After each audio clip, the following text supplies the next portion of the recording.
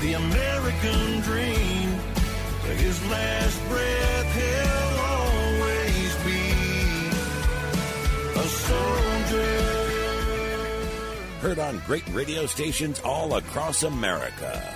It's the National Defense with Randy Miller and Jerry Newberry. The National Defense is made possible by Ford, Go Further, by the Home Depot, more saving, more doing, by ADT Security, more than just a line in the sand, by VSP. For more information on how VSP can help you with your corrective vision needs, visit their website at VSP.com. By Morgan Stanley. Discover how they can help you reach your long-term financial goals at morganstanley.com. And by Farmers Insurance. At Farmers, we know a thing or two because we've seen a thing or two. Find an agent at farmers.com. This is the National Defense. Randy Miller and Jerry Newberry. And Jerry, as always, our dedication. Hey, this show's for you, the men and women serving in our military. It's for the millions of veterans out there, and it's for all their families. We're here for you. We love you. God bless you. And Al Roker, that's all you need to say. Al Roker is on the phone. Al, how are you? I'm doing good, Randy. How are you today? I'm doing great, man. Thank you so much for taking the time. And is there anybody who doesn't know or like Al Roker? Oh, any number of people. I don't believe that. I can give you a list. I don't believe you're one of those figures, and I don't know whether it's just when you're the weatherman on the Today Show, because Willard Scott, I think, was one of those figures. But you have that persona that just is kind of captivating, that seems to get along with everybody. Well, you try. Look, it's a lot easier than going after people. I've never understood why some people just decide they want to. They're confrontational. They cause problems. Listen, when you need to, you stand up. You do what you need to. You speak your mind. But by and large, what I do on the Today Show is try to give people my goal is that when you turn off the show, you feel a little bit better than you did before you turned it on. Well, and you certainly do that. And, the other thing that I think maybe people don't know about you is the fact that you are your own entertainment domain. I mean, you've got Al Roker Entertainment. And do you produce all these shows, or how does that Well, we produce some shows. We've done the show DEA. We did Border Town Laredo. We did Coast Guard Alaska. We're producing a show for PBS. A couple of shows for PBS that are upcoming.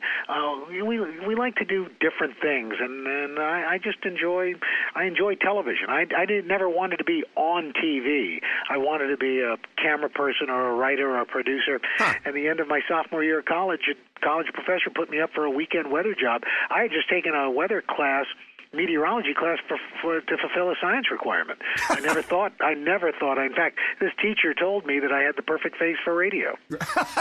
Hey, now wait a second. Well, I'm just saying. Listen, these shows you produce, I'm in love with this Kimberly Simply Southern TV show. Oh, she's terrific. Oh, my gosh. For those who don't know, Kimberly Schlapman is part of the mega group, country group, Little Big Town. Yeah. But she's also a terrific chef.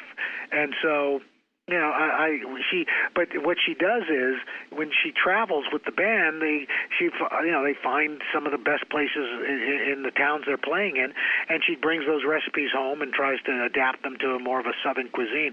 And she's just delightful. Yeah, she's fantastic, and I'm originally from Knoxville, Tennessee, so I connect instantly, and I can understand what she's saying. Yeah, exactly. You speak Southern. That's right, exactly. Hey, Al, give us some idea of. I know that you've done a lot of things in connection with the military. You're visiting bases, whatever you've done, but give us some sense of kind of your interaction with veterans. Well, look, my wife's dad, my father-in-law, the late Ben Roberts, fought in both Japan and Europe. He was a World War II veteran, part of that greatest generation, and I've always had just the utmost respect for the folks in our military. I went to a Jesuit military school in Manhattan. and just knew I didn't have the wherewithal to be a soldier. But I've always respected those who are, and was always captivated by those Bob Hope specials.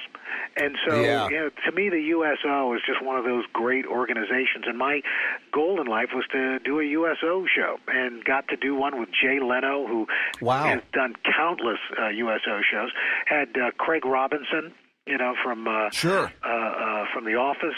Had Kevin Eubanks, Jay's old band leader. Had Isla, I'm blanking on her name, but great female comedian. And we went to Bagram Air Base and just had a spectacular time.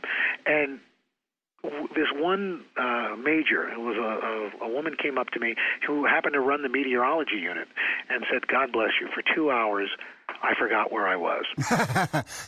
and that to me says it all. You just put your finger on it, and that's why one of the reasons we do this show is to take an hour out of every week and just kind of, take your mind off of it for a while. And people have been so nice, and we've had a lot of great folks on. In fact, Jay Leno was just on a few weeks ago. Mm-hmm. And I mean, I don't know Jay, but I can't imagine a more down-to-earth guy. And the same as Bradley Cooper. We had Bradley Cooper on last week. And, boy, you talk about some genuine people. And I think any time that you're around the military, you're talking about veterans, whatever, I think that kind of shows the kind of person you are. It kind of brings that out. Do you agree with that? Well, look, I just want to give back in some way, and whatever that is. The idea that not just the service members, but their families. That's the ultimate. In a sense, that's the sacrifice, to give up a family member to the military. And we don't. These folks struggle, both I think emotionally, financially. There's just a lot going on there, and whatever we do, it's still not enough. So I just think that whatever we can do, you have to, because our servicemen and women just give so much.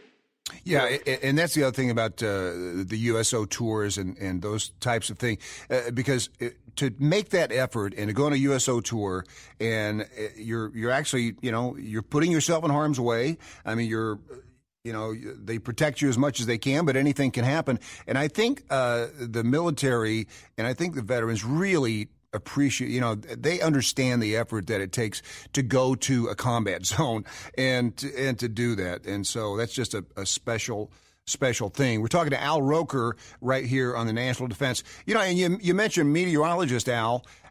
You've never really called yourself a meteorologist, right? Yeah, I don't call myself a meteorologist because I'm not one. I don't have a degree in meteorology, and to me that's the benchmark to give yourself or to be called that. I'm a weather reporter. I'm a weather person. Look, I've taken classes. I've done all that. And I've done this now for over 40 years, but. I just don't. It would be, there are people who, have a pretty good grasp of medicine, but can't call themselves doctors. Right. They don't have the degree, and nor do I want them operating on me. Yeah, exactly. Now, you don't call yourself a doctor, do you, Al? No, I don't call myself a doctor. Right. No. Other than Doctor of Love. The Doctor of Love. Who's the best? Not to be confused with the Pompatus of Love. Exactly. Right. Yeah. Well, see, now Now, what is a pompatus? I don't even know. I grew some pompous a couple of years ago. There you go. Yeah, they're very tasty, fried in with scallions and oil. Well, this time of year they're just real wild. But Al, your time into today's show, how you've met everybody. Anybody come across that you just go, man, I didn't realize that person was going to be that genuine or that whatever. One of the people that still sticks with me is Charles Schultz, the creator of Peanuts. Sure. Here was this man who, basically a one-man industry that was Snoopy. The merchandising of Snoopy alone is worth $1 billion a year. Wow. And he created these characters that have captivated us. And while he was a guy who had an ego, he was still a pretty humble man. I just always remember his gentleness, and wow. he really left an impression on me. And I'm an amateur cartoonist, and I was just a huge Peanuts fan. I mean, it was one of the first comics I remember reading in the newspaper, and getting to interview him twice. Once wow. For the 50th anniversary of Peanuts, and then about 2 weeks before he passed, he asked to do one more interview, and he asked me to do it. Wow! And, it really meant a lot. I mean, people say that he was the Al Roker of cartoons. Well, that would be high praise indeed. And Al, before we let you go, did you not poop your pants at the White House? Well, look, it's one of those things where we're being very honest about weight loss surgery, right? And didn't think that was all that big a deal. And if people get a kick out of that, they go all well and good. Yeah. Well, you're such an inspiration to everybody in terms of a lot of things you do, but that's certainly one area where you lost the weight, you've kept it off, you were very candid about everything, and man, it's just been a pleasure talking to you, Al. Thank you so much for the time, and I'm sure that certainly our veterans and military audience appreciate it greatly. Thank you very much. You got it, big guy. We'll be right back with the National Defense right after this word from Farmers Insurance. When you're dealing with life's ups and downs, it helps to know the ins and outs of insurance. Farmers Insurance has been sharing practical insurance knowledge for more than 89 years. At Farmers, we know a thing or two because we've seen a thing or two. Find an agent at farmers.com. We are farmers. Bum, bum, bum, bum, bum, bum.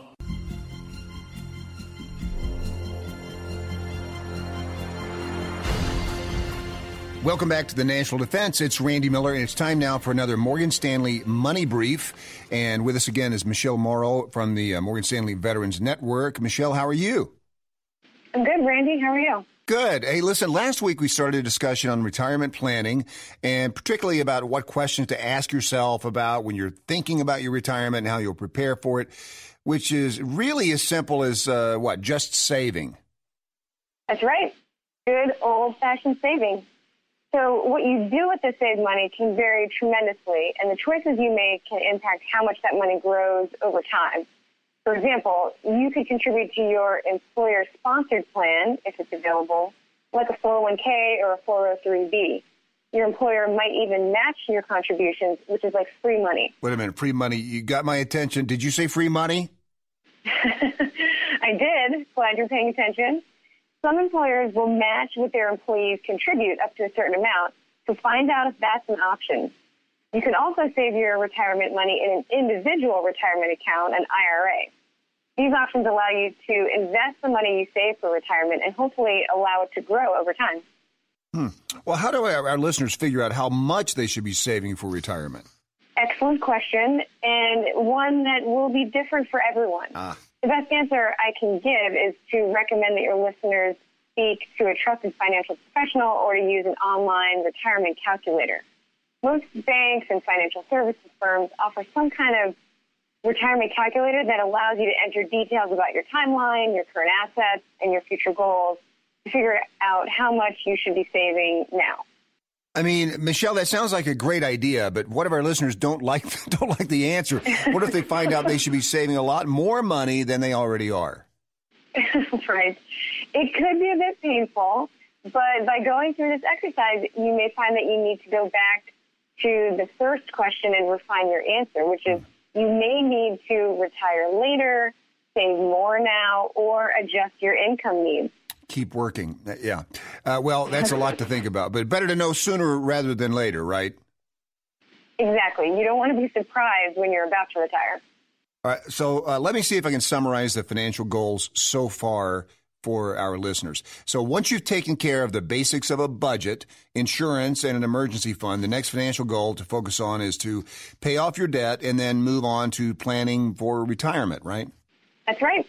And next week, as part of our next few segments on financial goals, we'll talk about the last financial goal to prioritize, which is college planning. Michelle, thank you so much. We'll be back next week with a brand new edition of the Morgan Stanley Money Brief right here on the National Defense. This radio program does not provide individually tailored advice. It has been prepared without regard to the individual financial circumstances and objectives of persons who receive it. The strategies discussed may not be suitable for all individuals. Morgan Stanley recommends that individuals independently evaluate particular strategies and encourages them to seek the advice of a financial advisor. The appropriateness of a particular strategy will depend on an individual's circumstances and objectives. Tax laws are complex and subject to change.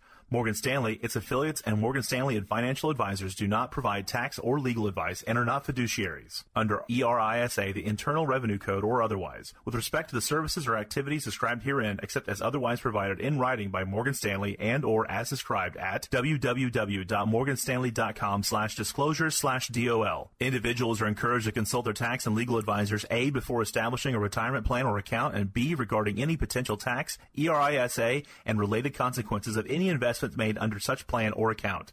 Morgan Stanley Smith Barney, LLC, member SIPC.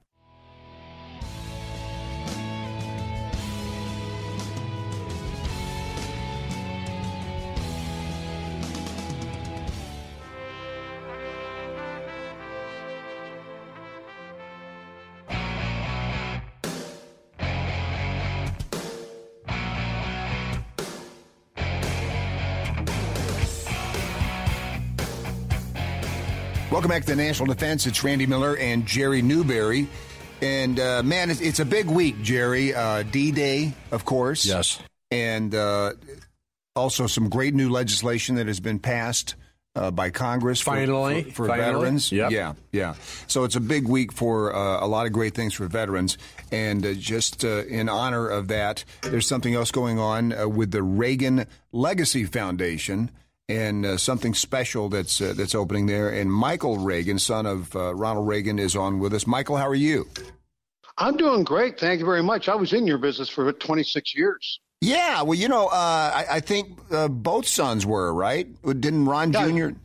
do some radio was too? in it. I was in it for 26 years, walked away in 2009, and really been working since 2009, doing a lot of stuff around the globe. To commemorate my father, first in Berlin, Germany, at the Checkpoint Charlie Museum. Wow. I did that because I was talking to a young man in Berlin a few years back, and I asked him, what do you know about the Berlin Wall? And he said, well, the Americans put it up to keep the communists out of their sector. I said, we need to do a lot of work. Yeah. Yeah, right? Really? So we opened up a Reagan exhibit at the Checkpoint Charlie Museum and the Mauer Museum. There in Berlin a couple of years ago, we planted a plaque at the Brandenburg Gate commemorating my dad's speech on June 12, 1987, and then said, what can we do from that point? And I happened to be playing golf with a young man here in California not too many years ago, and 28 years old, and I said, tomorrow I'm taking off for Paris. I've been invited to raise the flag at the American Cemetery on Sunday, and I said, I'm so jazzed to be able to do that. And this 28-year-old kid looked at me and said, why is there an American cemetery in Germany? What? At Normandy. And had no idea. I asked him, I said, Wow. Did you think D-Day is when your report card came home? Man.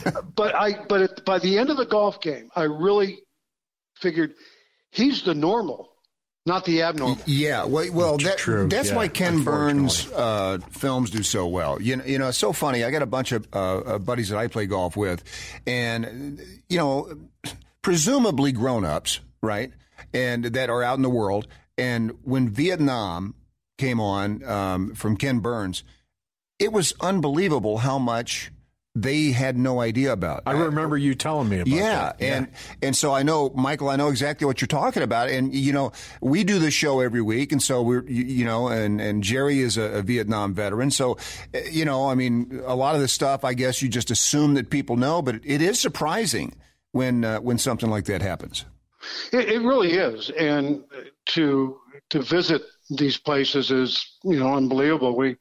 We decide, after that conversation, after raising the flag, met with the people there at the Airborne Museum at St. Mary Glees and said, what can we do to work with you? And of course they were excited to work with us. Sure. Because they love my father over there. And one of the reasons they love him is, I don't know if you even know this, my father was the first president to actually visit Normandy on D-Day. No, didn't know that. I did not know that. Wow. No other president had ever gone there and visited on D-Day. And, of course, he gave 3 unbelievable speeches that day. Yes, the one that stands out is Point to Hawk. And so we produced a little 15-minute film to start with that was showing at the museum. What else can we do? We opened up a Reagan Center. People can have conferences there on freedom. Now we dedicated that in 2015. Said, what else can we do to really honor these men who are dying and going away, and nobody's telling their story? And so we partnered with the Airborne Museum to start bricking in the walkways between their 4 or 5 buildings there at the Airborne Museum with the names dedicated to those who fought in the European theater during World War II. And we just laid the first about 300 bricks about a month ago. And it's so exciting to see these men and their families walk by and see the name of their loved one in the brick there at the Airborne Museum. And so we have a website, walkwaytovictory.com. People can go on it, buy themselves a brick. I'll send them a video of the heroes of World War II, and their loved one will be remembered for all time in history in that walkway at St. Mary Glees at the Airborne Museum. That's an amazing effort and project.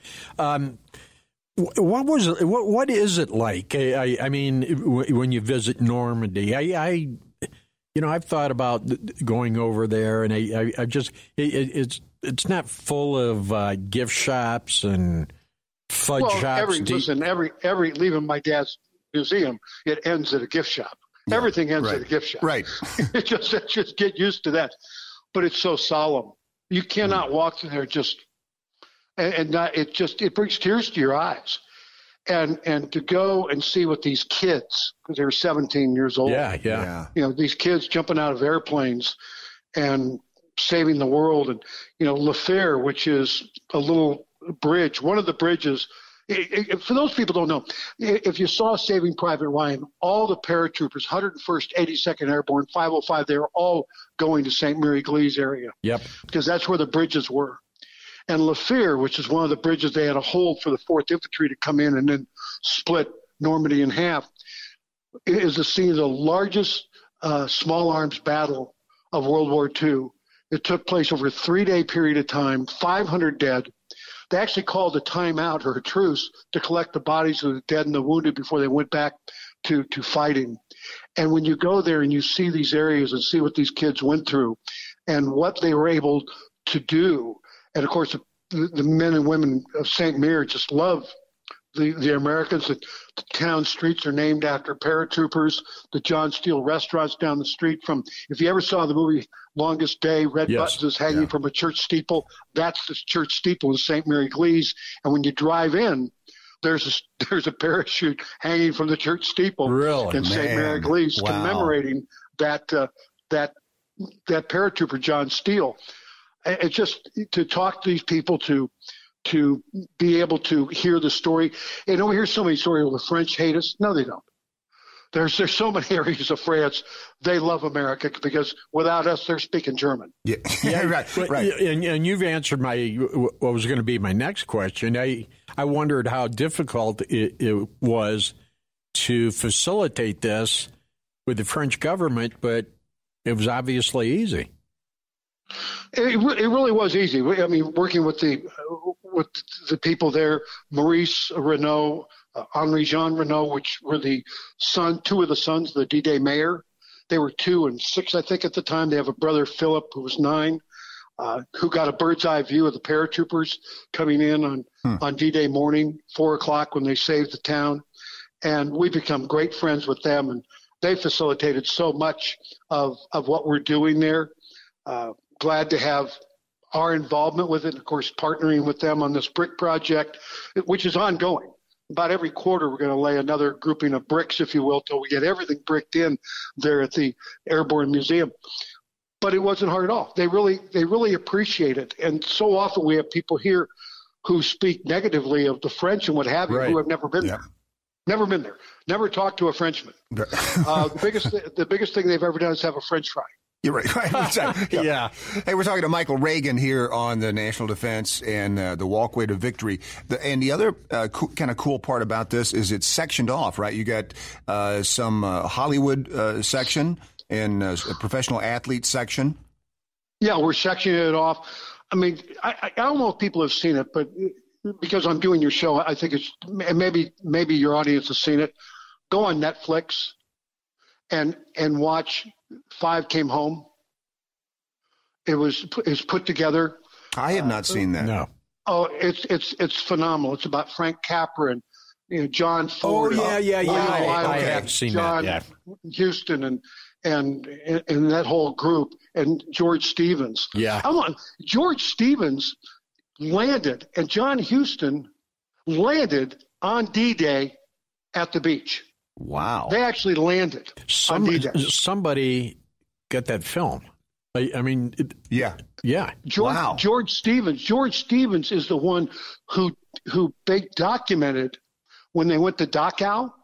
It was his film that they used at the Nuremberg trials to convict the Germans. Yeah, amazing stuff. Because he went in there and did that. And George, ultimately, you'll remember maybe one of his movies, I think, what was that he did? He did so many movies, but he did that video, if you will, with the evidence. You had William Wyler. Yep. Memphis Belle. Yep. Was his movie. Best Days of Our Lives. George Stevens did. That was just on. Yeah. George Stevens, I think, did. What was that young girl who did the big movie on? Anne Frank. Anne Frank, Diary of Anne Frank. So we're going to have that sectioned off for those kinds of directors and, of course, actors, Jack Palance and Glenn Ford and Audie Murphy. Well, we just had somebody on that wrote a book about Jimmy Stewart's military involvement, and it was unbelievable. Yeah. I just had Oh, yeah, pilot. Clark Gable. Yeah. Clark Gable. Red Buttons. I was great friends with Jimmy Stewart and my dad were great friends, and I went to school with his kids, McLean's and what have you. And I don't know if you know this. His son, Ron McLean, his son was killed in Vietnam on his last day in Vietnam. Wow. He was killed. And it used to really upset me when I do an interview and they say, well, rich people's kids never go anywhere. It's, whoa, stop. Yeah. Wait a minute. Yeah, I know rich people's kids who died in Vietnam. Yeah. And so I think it's just so important to tell the story and have people be able to commemorate and remember these stalwarts of Hollywood and of all who served in that war, because really they did. It was the greatest generation. They did save the world. Hey, Michael, how much is a brick to purchase a brick? Well, it goes $250. You get a brick. That it pays for the brick. It'll be put in the ground. You get 3 lines on the brick. I'll send you a video. That's great. Heroes of World War II, a DVD that we produced, about 50-minute video that we produced. And that goes out to you. And you'll have that. And you'll have their memory in stone, literally. That's cool. At St. Mary Glees, at the Airborne Museum, in perpetuity.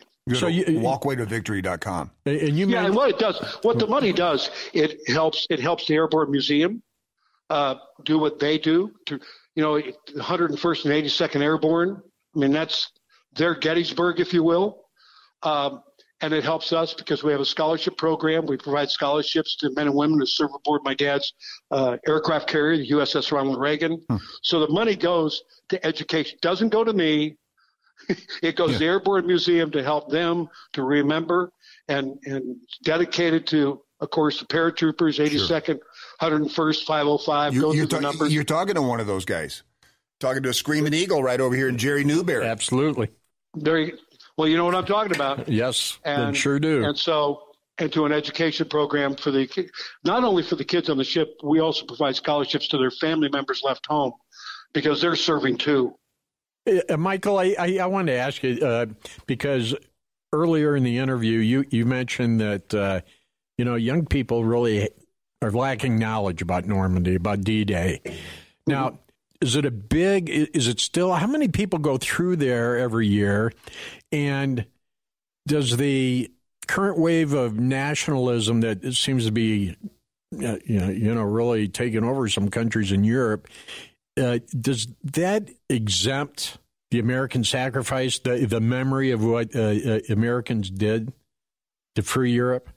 Well, I think it's the same almost everywhere in education. It's like the kid who thought we put up the Berlin Wall to keep the communists out of our sector. If we don't educate, if we don't do our job, you can't count on the other guy to do theirs. Sure. And what happens is we go in and win a war and we walk away and think everybody's going to give us applause and love us. And we forget that we're going to leave a big black hole and somebody's going to fill that black hole. Right. Right. And unfortunately, it's not always going to be good that's going to fill the black hole, if you will. And, when my dad went over there on the 40th anniversary and he shined the light of the world to there, and Obama went over there on the anniversary a couple of years ago, it's important that our presidents, in fact, go to Normandy at least once during their administration, because then people start to understand, because the day is spent not on the Twitter account, but the day is spent really at Normandy, lifting up these people, because as much as Memorial Day is important, to us all and why we have Memorial Day, D-Day is equally as important to the world also. And I think it's important that presidents spend at least one of their years of presidency on D-Day there, because that does bring more people to have knowledge and start people going there and visiting and seeing the stories and hearing the stories. And I tell you, it's been a blessing to do what we've done in Berlin, what we're doing at Normandy, France, a scholarship program for the kids on the Reagan and what have you. I'm blessed. My last name is Reagan, and it's always been that. And if I could put it to good use to help those to go on the USS Ronald Reagan, to see the kids that serve on that ship and be with them. And I'm on that ship. I was on a lot more when she was in San Diego than I am when she's in Tokyo, Japan. Yeah. But the fact is, I was in Tokyo a couple of years ago handing out the scholarships. It's important for them to meet somebody who actually has the same last name as the guy on the back of the ship. Absolutely. And share stories with them about that guy. That's so cool. That's great stuff. Yeah. Well, we'd love to have you back on, Michael. Thank you so much for the time. Love to. Thank you. We'll be right back with the National Defense right after this word from Farmers Insurance. When you're dealing with life's ups and downs, it helps to know the ins and outs of insurance. Farmers Insurance has been sharing practical insurance knowledge for more than 89 years. At Farmers, we know a thing or two because we've seen a thing or two. Find an agent at farmers.com. We are farmers. Bum, bum, bum, bum, bum, bum.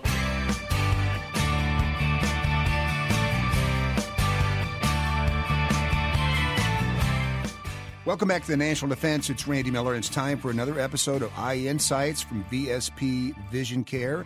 And again, joining us is Dr. Robert Meisel. Dr. Meisel, how are you? I'm doing great, Randy.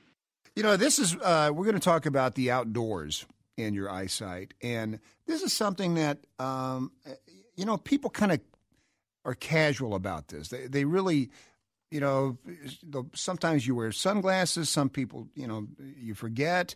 But, most people do not consistently protect their eyes from UV exposure. But how can you tell when you've got the proper sunwear? Well, people will tell me consistently that, I don't buy good sunglasses because I just lose them. Right. Right. My response to that, if you spend an adequate amount of money, you're not going to just walk away. You're going to take care of them. Yeah, good point. So the $5 glasses that you buy at a truck stop are not usually the best idea. Well, with the summer, of course, ultraviolet protection is so important. We think about sunscreen. We've been really adequately conditioned about that. But wearing sunglasses is equally as important because it's like sunscreen for your eyes. Yep. You're not only protecting them from the ultraviolet, but you're making it more comfortable at the same time. Just making a note here. Do not buy sunglasses at truck stop. Okay. Only in an emergency.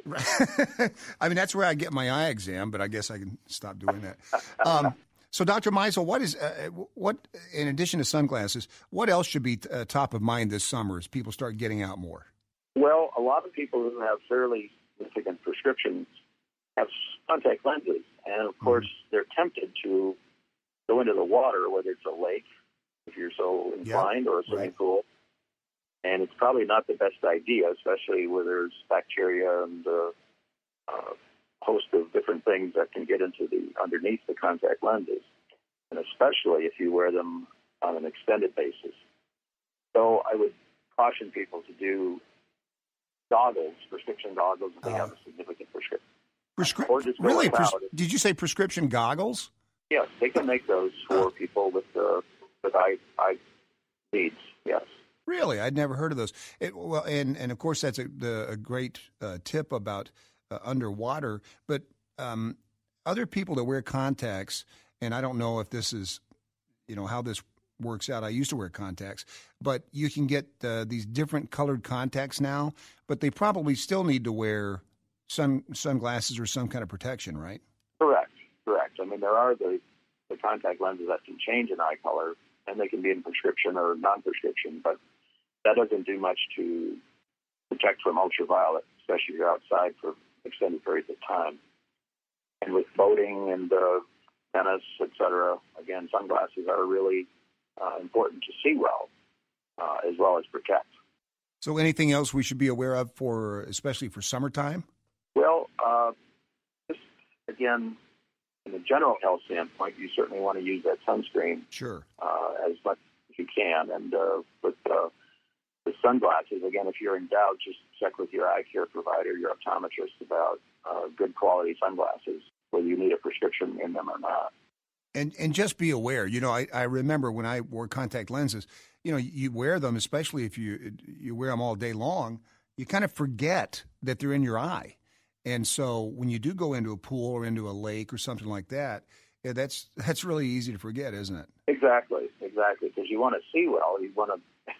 I was talking to someone the other day about being out in the ocean and surfing, and when they just get a little disoriented, they don't even know where they're supposed to be going. Right. Yeah, you lose one contact lens and it's all over. Dr. Meisel, before we let you go, could you share with our listeners how VSP can provide them with access to all this important vision care? Sure. VSP is a vision provider for federal employees through the Federal Dental and Vision Insurance Program.